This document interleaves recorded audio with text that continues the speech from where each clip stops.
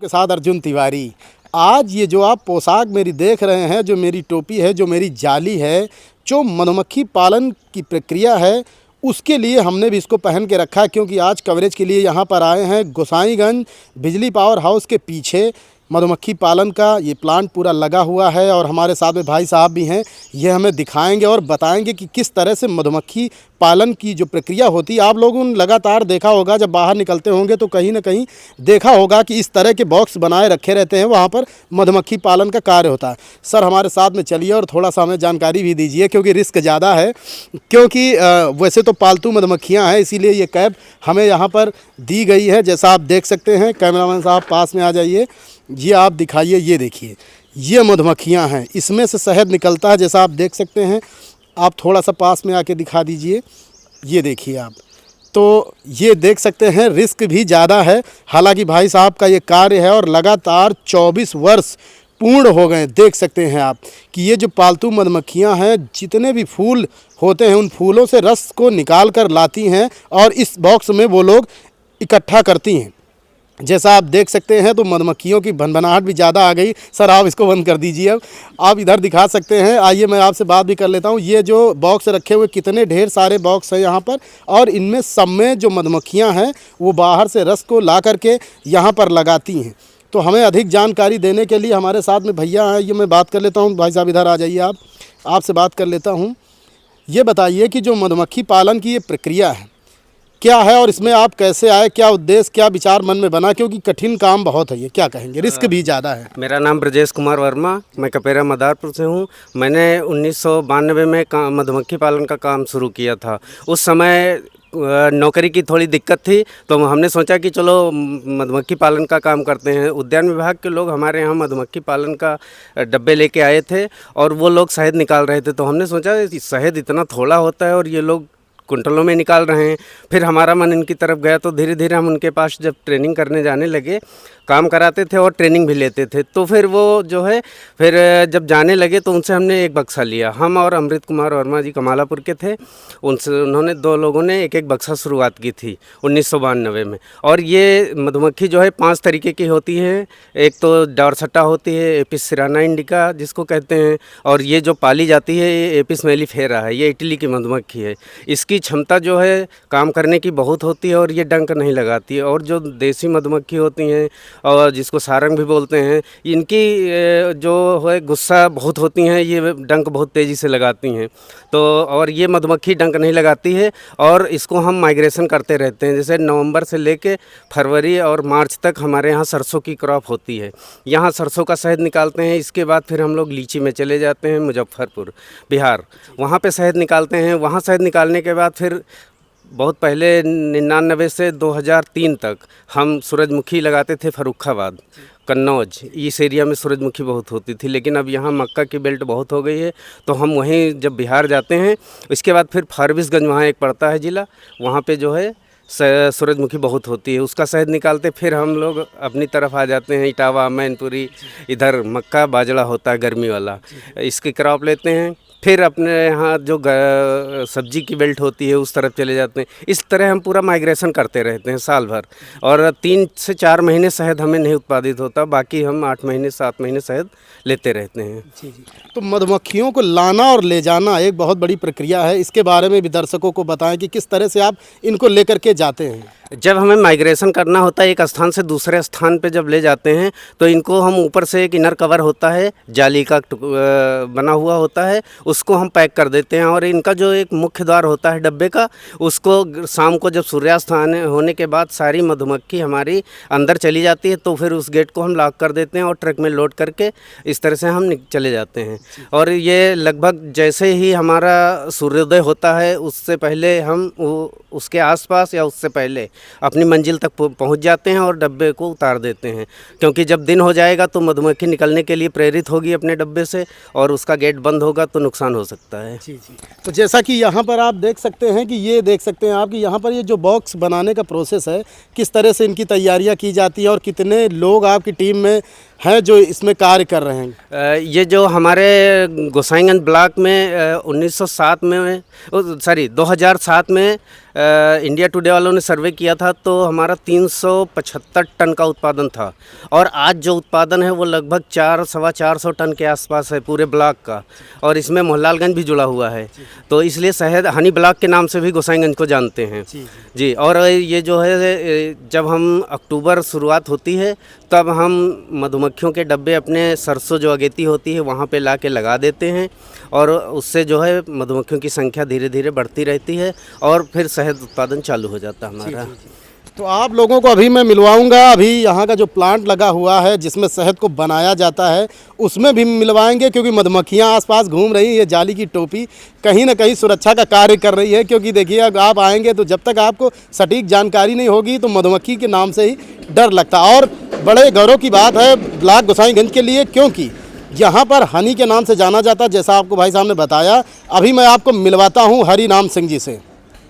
तो मधुमक्खी पालन का जो प्लांट है जिसमें शहद को बनाया जाता है और इसमें कितनी मात्रा में शहद डाला जाएगा तो बनेगा, हमारे साथ में हरिनाम सिंह जी हैं जो लगातार ये कार्य कर रहे हैं, कई वर्षों से कर रहे हैं। आइए मैं बात कर लेता हूँ। आप देख सकते हैं कि ये वो प्लांट है, देख सकते हैं ये जो मशीनें हैं, ये मशीन आप देख सकते हैं, इन्हीं में शहद को डाला जाता है और कितनी मात्रा में डाला जाएगा तो उसमें से शहद निकलेगा। सर बहुत बहुत स्वागत है।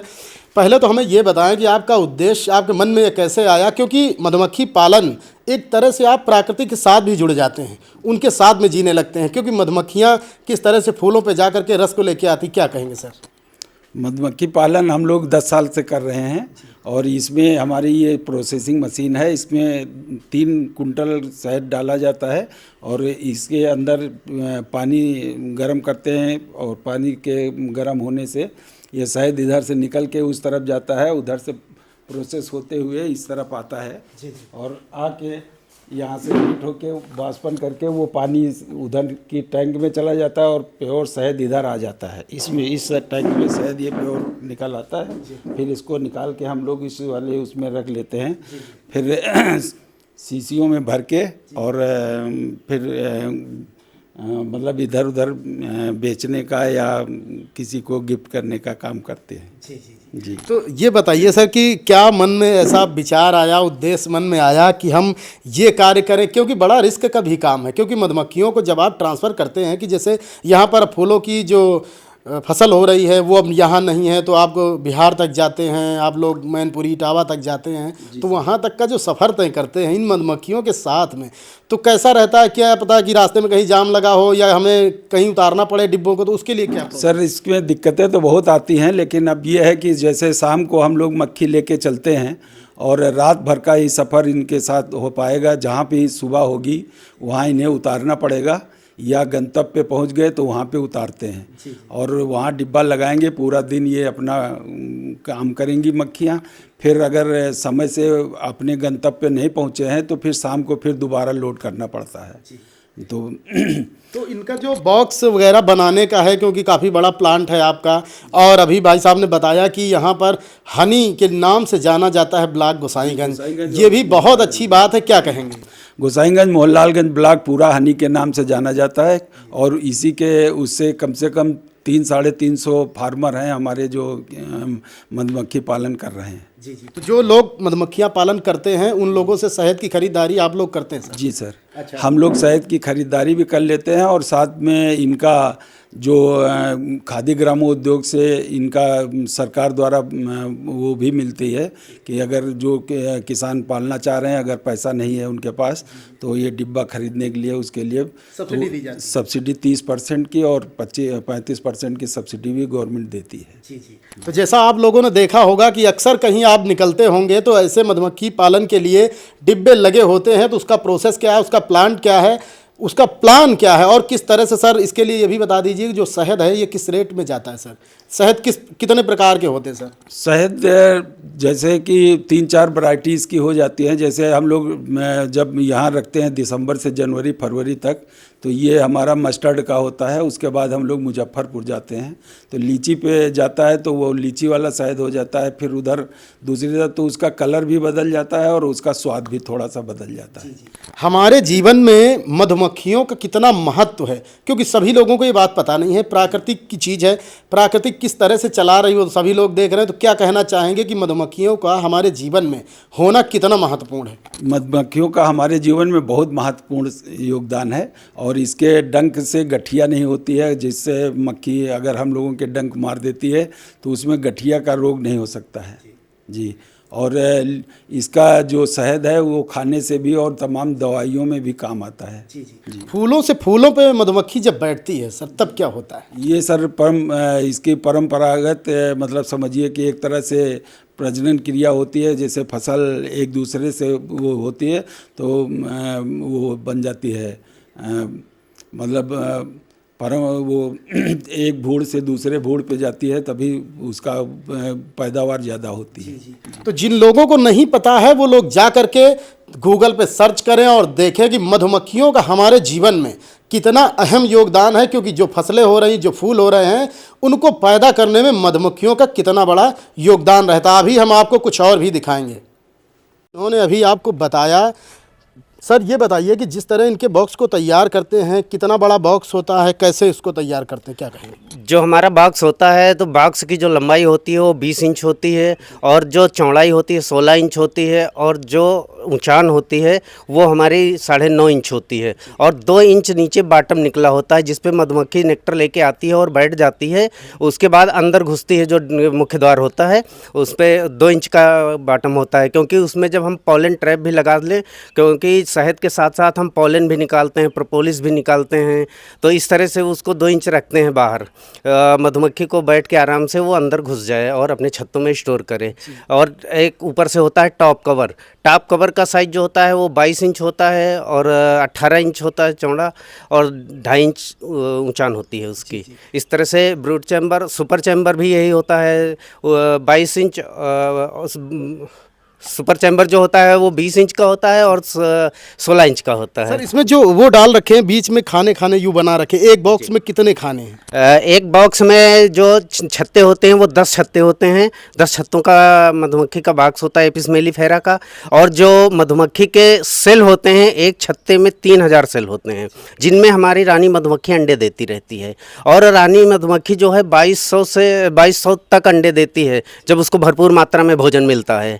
तो इस तरह से हम 10 फ्रेम मधुमक्खी रखते हैं एक डब्बे में। अच्छा, एक डब्बे में जो शहद निकलने का प्रोसेस है वो लगभग कितना निकलता है? जब हम माइग्रेशन करते हैं तो लगभग 30 से 35 किलो एक साल में हमारा शहद निकलता है। और इसके साथ साथ जब शहद लेते हैं तो हमारा पोलन भी निकलता है लगभग 10 किलो के आसपास।